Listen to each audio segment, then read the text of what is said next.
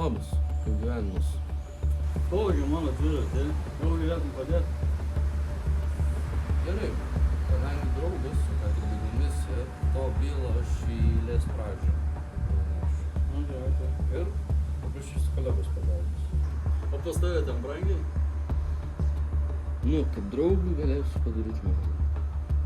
Pavogė iš Basanavičiaus gatvės tokį cross dviratį. Ne. Kviesiu blogelį. Pagalbos man. Labą, tai kokia misija tavo mūsų? Išnaglinant mūsų dviratį, reikės kuo greičiau surasti. Kada ir kur dingo dviratis? Prieš valandą Basanavičiaus 16.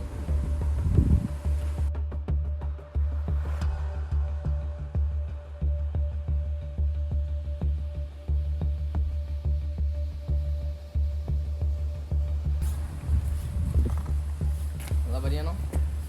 Gal jūs matot pravažiuojantį pilką cross dviratį?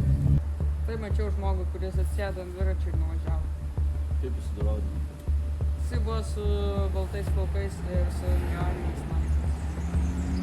Ir nuvažiavo tą kryptim. Kur dviratis? Pavogė dviratį. Bet žinom, kad tu pavagiai.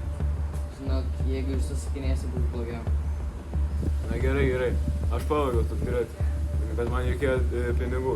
Aš jau jį padaviau, aš nieko bendro su to žmogum neturiu. Aš jums galiu pasakyti, kur jis yra. Gerai, sakyk. Basanavičiaus gatvė 16, žmogus su tamsiais plaukais.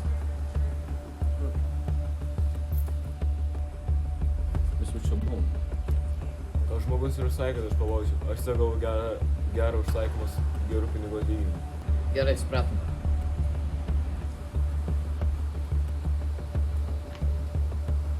Mes žinom, kad tu sakai dviračio vagystę. Kaip išsiaiškinsi? Gerai. Ir buvo dovana sumų. Nesakiau, kad vogti.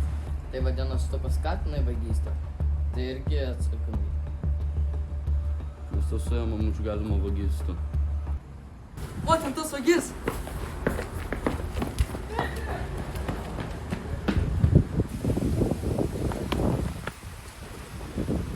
Tegu bėga, čia vis viena baudos, o ne nepabėgsa.